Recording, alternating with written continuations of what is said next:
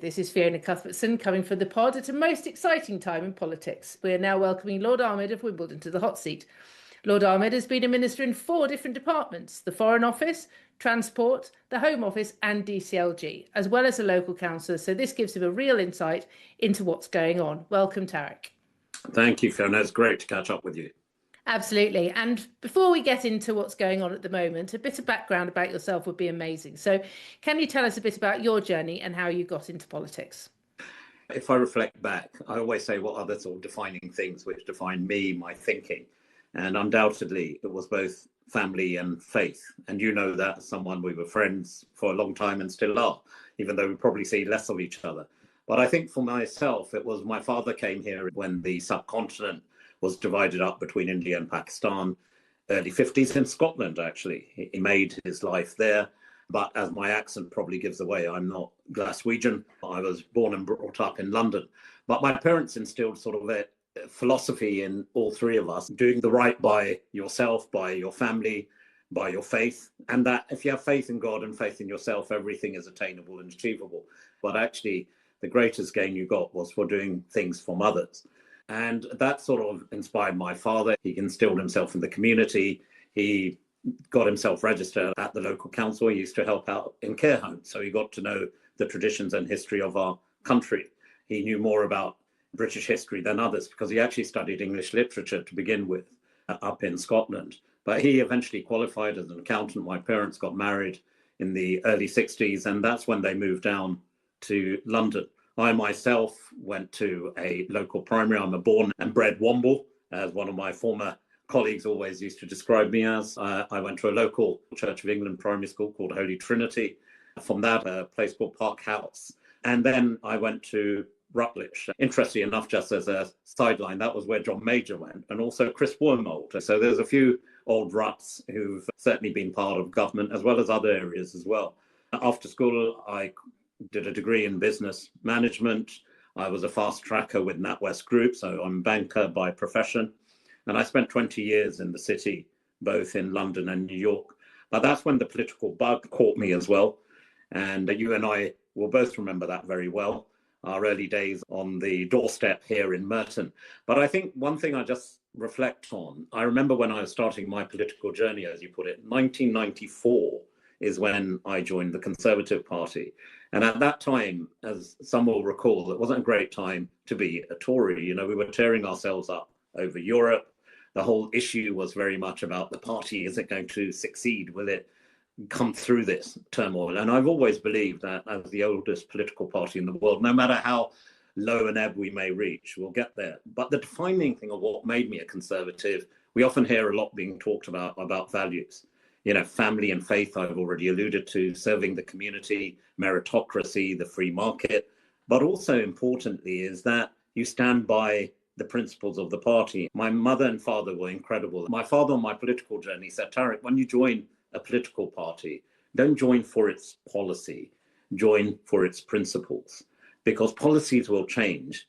But when you're knocking on a door on a late November night, it's raining, you hear a dog barking about to bite off your fingertips as you put in a leaflet through that postbox, is you have to be able to defend the principle of what defines you as a Conservative, not just the current policy.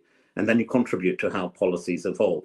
The other thing is an anecdote from my mother, which also defined me in the way, certainly when I went onto the international stage, about how to resolve issues, conflict resolution.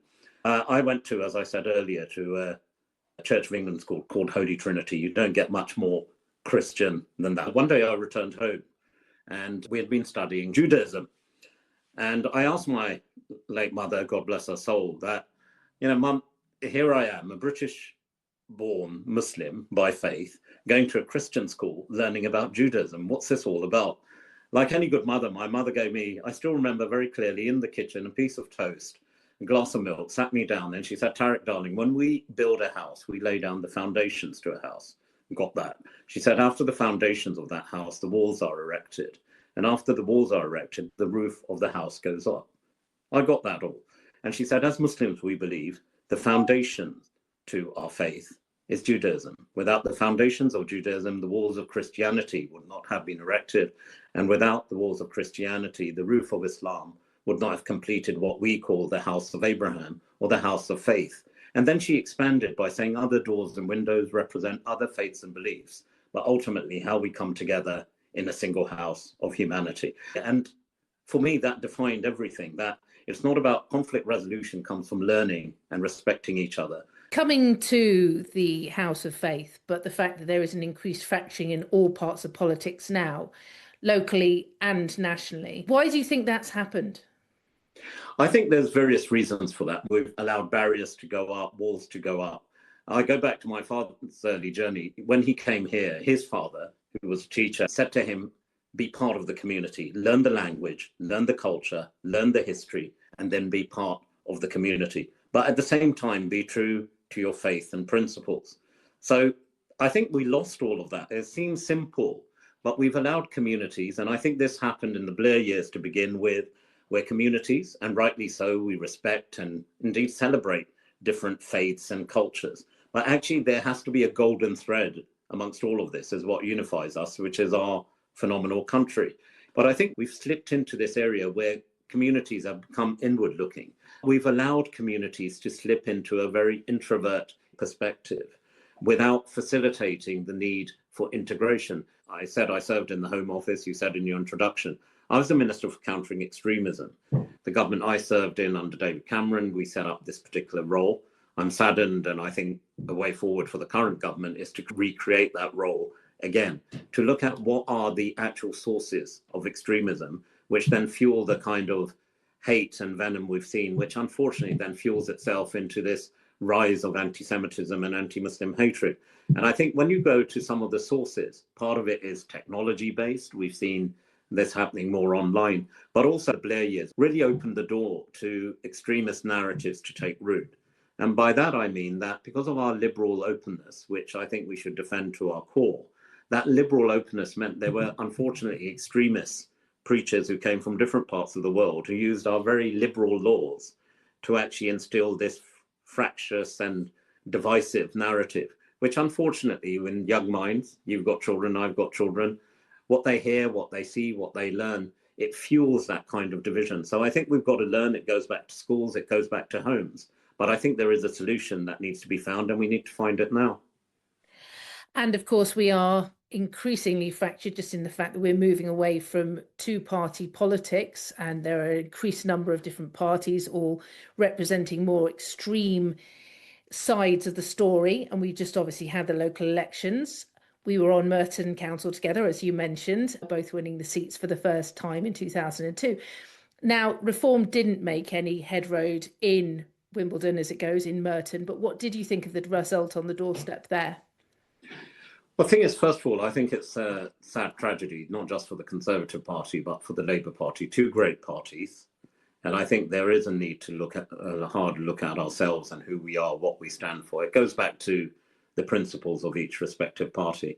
I think both the Conservatives and the Labour Party need to be really firing on all cylinders to really strengthen our democracy, to allow for people to have that kind of right choice. I think people are more informed and educated in terms of the decisions they make. By that, I mean that more information is readily available. They're no longer relying on party literature or party campaigning and canvassing, and that certainly came across the doorstep. But I think people are also fed up, and I served in government for 12 of the 14 years of the last Conservative administration. And yes, we got a lot of things wrong, not least when you show that there's a vacuum of leadership. I served under 5 prime ministers in those 12 years. You said in your introduction about me being at the Foreign Office. I became Minister of State in 2017. By the time I left office in 2024, Fiona, I'd served under 6 foreign secretaries. Now, foreign policy should be about continuity. In a way, on a personal level, I became recognised as that person who was the face of the United Kingdom. Now, some of your people may be listening in saying, is he it? But by that I meant that I was there, and not just being on top of the brief. I often joke with journalist friends of mine. They said, Tarek, you didn't do loads of interviews. Frankly speaking, I rolled up my sleeves and got on with the job. And there was a job to be done with all the changing heads above me. I think people saw that vacuum of leadership, and that came through on the doorstep, even in Wimbledon. But if you look back at our time, we were the administration. This time round, the Conservatives got 4 seats. But Wimbledon Village, where I am currently, I live, I represented Wimbledon Park, where my parents' home, these were solid Conservative seats. The seat I represented in Wimbledon Park was Theresa May's old seat, but it went Labour. But I remember with my colleagues, and I'll do a name check, 2 people you know very well, Beth Mitchell, Luna Moulton. When we won those seats, as you did when you stood, we won it because we were out there, we were seen, we were out week in, week out, not just knocking on doors, but being seen, doing things in the community. And I think that's where certain parties, the Liberal Democrats, for example, here in Merton, have done a better job in being seen once they've got a seat, and they've actually worked and been seen. And I think those community-driven initiatives are extremely important. But I think national politics, you can't deny it, that's really impacted the national picture with the emergence of Reform, with the success that the Green parties had. And the question is why? Is it because Reform offered this refreshed, new, dynamic image? I'd argue no. It's because people are simply and plainly fed up. I also would argue that whilst Labour, and we heard the Prime Minister this morning talk about, oh, I had a mandate, a stonking majority, so I must deliver for that. When you analyse the results of people like you and I have done, we actually see the margin because of other people basically being fed up. I still retain, had we gone to the country in November instead of the summer of 24, whilst the Labour Party may have emerged as the largest party, they wouldn't have had the majority that they have now. But that's now history, and we have to confront the reality that there is a new form of politics. The Greens have emerged as an alternative with a much more stronger, if I could argue, socialist agenda than the Labour Party. You've got the Liberal Democrats who are well entrenched in some of the shires, some traditional Conservative areas such as Hampshire and Surrey, and they've emerged as a force. When you look at, we've lost Michael Gove's seat, we've lost Dominic Raab's seat in Esher. Who would have thought? And even, yes, Wimbledon, we had a 12,000 majority not so long ago. That's also gone Liberal Democrat. So there's a wake-up call there. But as far as Reform is concerned, I think the jury's still out on Reform. I don't claim to know Nigel Farage well, but in my last role that I served, I'm a director on a city firm in the city on the London Metals Exchange. Nigel was great friends with my former boss at that company, and he used to come in. He was the leader of UKIP at that time. But UKIP was an issue-led party on Brexit. I think now what's confronting us under Reform, and I think Nigel Farage, for all this criticism, he does get that. He has to offer an agenda for government. But I don't think Reform themselves have all the people and policies in place. So there's an opportunity for both parties to make and regain the lost trust that we have. You've mentioned the fact that people are very dissatisfied and how that has impacted their voting. What about the issues around Mandelson, vetting those that are lined up for key jobs? How has that impacted faith in politicians? Peter Mandelson's appointment, let's be clear. I mean, there were controversies around him before he came back. And yes, he was in a way a comeback king on that front, that he was able to re-establish himself. There were qualities to him that I'm sure people alluded to at that time. I knew Peter Mandelson not well, but he could be thoroughly charming. But at the same time, you've got to take it apart. You're pointing to one of the most important diplomatic positions.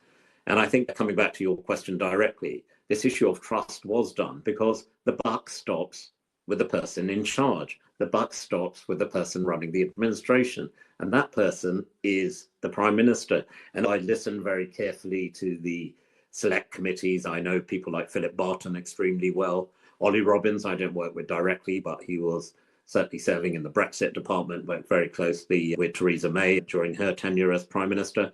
And these were respected diplomats. These aren't people who are fly-by-night people.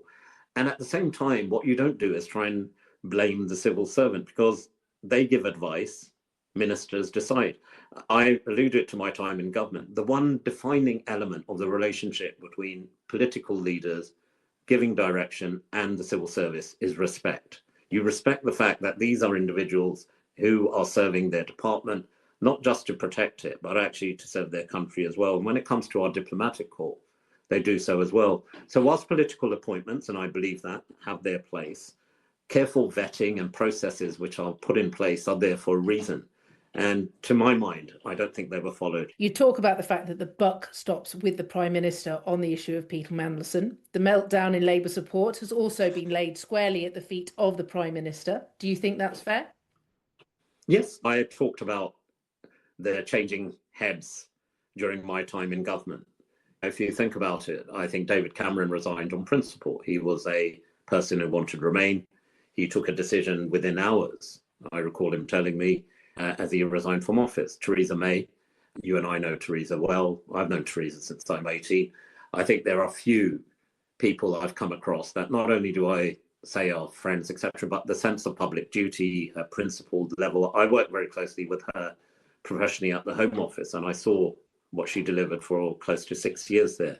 I sometimes joke that if you had flipped the sort of Boris tenure and the Theresa tenure the other way around, so we had Boris first, then Theresa, we may have seen more success for both premierships. But I think ultimately they took decisions. There comes a time a leader needs to determine. And when you become the news, not for being Prime Minister, but for your own self, then I think there's a lot of hard thinking to be done. And rather than being shown the door, sometimes you've got to bite the bullet, and it's more respectful and dignified to actually say, my time is up, and maybe it's someone else to lead. I think the question for the Labour Party, indeed, a wider question for the country, is the who. And I think even this morning, I listened carefully to the Prime Minister's statement.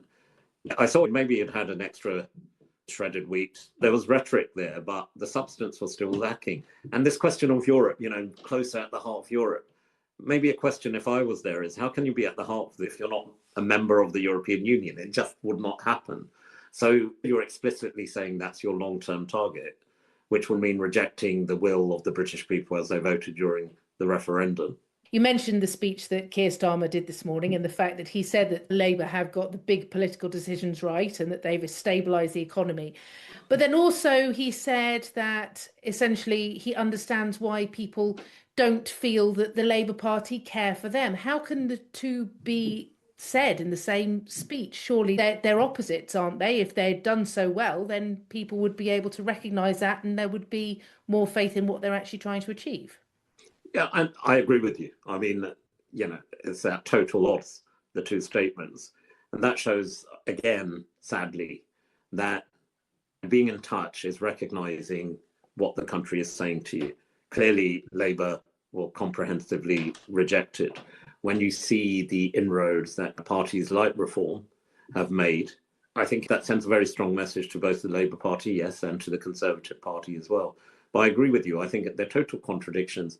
And what was lacking this morning, again, was substance. Just on this, we've stabilised the economy. I've had this in Parliament time and time again.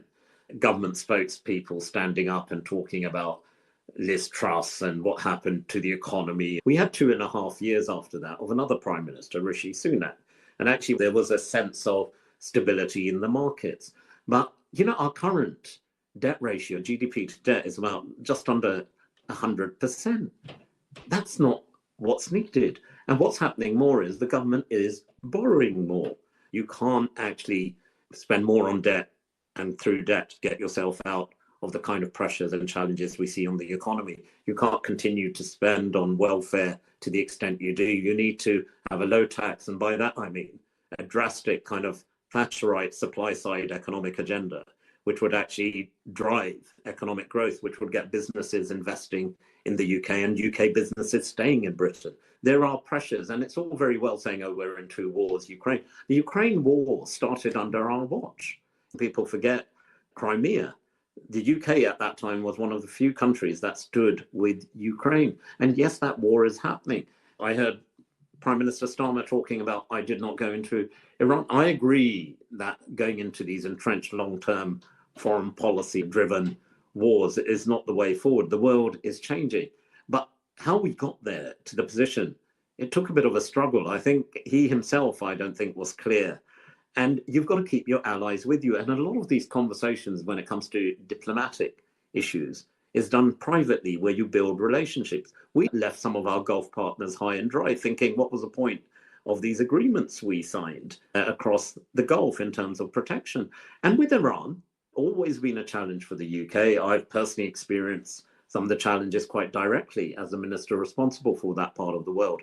But we were the conduit. We kept an embassy open. We were the ones looking at the messages. But I do think, looking at the overall context of what Keir Starmer said this morning, I think he was arguing that he made the right call on Iran. And I agree with where we ended up, but how he got there, he lost a lot of friends along that journey. And also, we have to remember that in this speech, he said that the government are going to take full public ownership of British Steel in the public interest, subject to a public interest test. So do you think that's just a precursor to nationalising other industries? It seems like we're going back to the old days of when you had a Labour government, they nationalised. When you had a Conservative government, they came in and really stood up for the private sector. What you need is recognising certain industry sectors, yes, need the stimulus they do, but if you're going to attract private sector, you don't do it by nationalising all your different utilities. It's the Thatcherite revolution that we saw. I can speak personally here. I became a share owner for the first time in utilities like British Telecom, which has clearly been shown to be a success of how privatisation can be taken. But you need to attract the kind of foundations and frameworks into different sectors and industries to ensure the incentives are there. I think the steel issue is a complex one because there's been a transition, as we're seeing, from different forms of energy, etc. But taking it back into government control, what does that actually mean? And most importantly, what you and I have talked about, I talked about the debt. You can't borrow yourself out of that. Where's the money going to come from? So if you're saying explicitly that's what you're going to do, link it up. Do the sums. Does that mean you're going to put up taxes? If so, on whom? Are you going to put up corporation tax? If you are, what's that going to do for companies who want to set up and expand in the United Kingdom? Our levels of trying to stimulate that growth is not there. So when it comes to British Steel, or indeed, as you said, other industries, I think the question that needs to be asked of the Labour government is, how are you going to pay for it? And do you think the Prime Minister has done enough to survive? As I said, he probably spoke more forcefully than I've ever heard him. That's why I alluded to the third shredded wheat analogy, that there would seem to be more in him. I've not seen him so animated in terms of delivery. But beyond that, the short answer is I think we're in trouble here. Now, if the Labour Party feel, and it's a matter for them, but it's importantly also a matter for our country, I don't think the Prime Minister has the trust to continue to lead in the way he does. He's been hammered on these local elections. He's got dissent. I don't claim to know Catherine West well, but I had about 4 shadow ministers on my brief when I was Minister of State at the Foreign Office, and I had a good relationship with Catherine. What hasn't been reported yet, Catherine was one of Keir Starmer's ministers until his last reshuffle. She speaks the language. She's not a name we'd associate with the radical left. I can go from my personal exchanges I had, which were always very measured and calm. For her to say what she does, and we're hearing about 30, 35 MPs now coming through, if I was to relate to the experience of my time in government, when that figures start appearing, the Prime Minister is in trouble. And I think he is. And I don't think this morning's speech, whilst it was good on rhetoric, did anything in terms of substance and reassurance. And talking of leaders, there's a leader, Kemi Badenoch of the Conservative Party, of course. And do you think she's capable of cutting through what the government says, setting her stall out for the future, and actually setting an agenda that might work for the people? Well, I think there's a good foundation. She's a Wimbledonian as well. So I think that I've got to give a shout out to Kemi for that. But I think Kemi has, certainly in the last few months, come through strongly in some of her parliamentary performances. I think that's been well acknowledged. I think, how would I reflect on the local results that she's had, the first elections really and test under her? And I think the Conservative Party, from the low ebb we got to during the general election, is in recovery mode. And it was good to see some of the recovery we saw in Westminster and Wandsworth. But beyond that, there wasn't much more there. I think we need to be much more definitive on our policies. I think the economy is the place where Kemi needs to focus, and we will gain our greatest leverage. But to do so is also to then define what the offer would be. It will need to be radical. I said earlier about a good Thatcherite style supply side economic agenda. I think that's needed.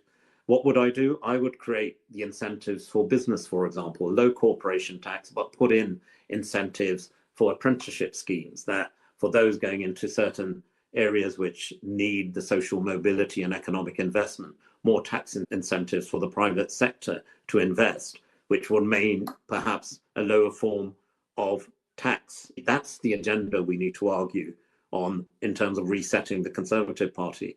Family offices are currently looking at going elsewhere.